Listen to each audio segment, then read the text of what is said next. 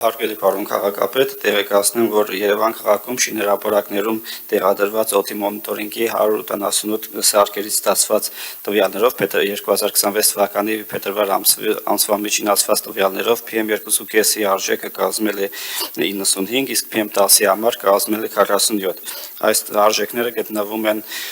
լավ կամ չափավոր միջակայքերում։ Համեմատության համար նշեմ, որ 2025 թվականի փետրվար ամսին տեղադրված եղել 167 սարքավորում, PM2.5-ի համար արժեքները եղել են 109, իսկ PM10-ի համար 51։ Այսքանը, շնորհակալություն։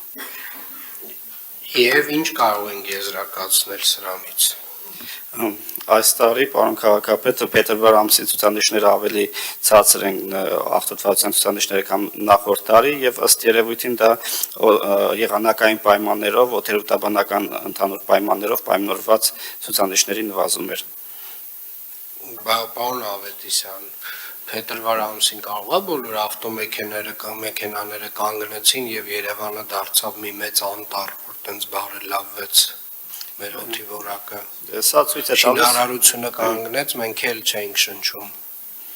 Այս ամենը փաստում է եւս մեկ անգամ, որ մարտածին աղտոտման աղբյուրները շատ փոքր դեր ունեն ընդհանուր գլոբալ պատճառների մեջ։ Սիրելի երևանցիներ, Երևան քաղաքում օդի որակը, ինչպես նաև ամբողջ Արարատյան գոգավորությունում, օդի որակը նոյեմբերից մարտ ամիսների ընթացքում մեծամասամբ պայմանավորված է մեր մթնոլորտային շերտի, մթնոլորտային առաստաղի բարձրությամբ, այսինքն սա ուղղակիորեն բնակլիմայական երևույթ է, որը որ հենց այդ շրջանում մեր մթնոլորտային շերտը իջնում է 1200 մետրից մինչև 80-100 մետր եւ փաստացի բոլոր աղտոտումները, որոնք որ առկա են եղել այդ 1200 մետրի վրա, խտացնում են 80 եւ 100 մետրի վրա եւ սա տեղի ունենում ոչ միայն Երևանում, սա տեղի ունենում ամբողջ Արարատյան դաշտավայրում, Վեդիում, Արտաշատում, Թուրքիայի տարածքներում եւ պայմանավորված է մեր աշխարհագրական դիրքով եւ բնակլիմայական պայմաններով։ Երևանի քաղաքապետարանը իր հերթին այնուամենայնիվ ձեռքերը ծալած չի նստում եւ տալիս է տվյալներ, բաց տվյալներ Երևան քաղաքում օդի որակի վերաբերյալ եւ տալիս է նաեւ կանխատեսումներ, թե ինչպիսին կլինի օդի որակը վաղը չէ մյուս օրը եւ մեկ շաբաթ հետո, որպեսզի դուք իմանաք Երևան քաղաքում բնակլիմայական պայմաններով պայմանավորված օդի պոտենցիալ վատ թարացումների մասին,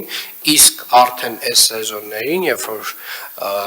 օրերը մի փոքր ավելի տաքանում են, այդ երևույթները վերանում են,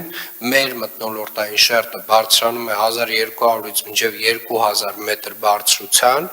եւ այն աղտոտման մակարդակը, որ մենք տեսանք նոյեմբերին կամ դեկտեմբերին, այլևս չենք տեսնում։ Չնայած որ Երևան քաղաքում ամենաակտիվ շինարարության,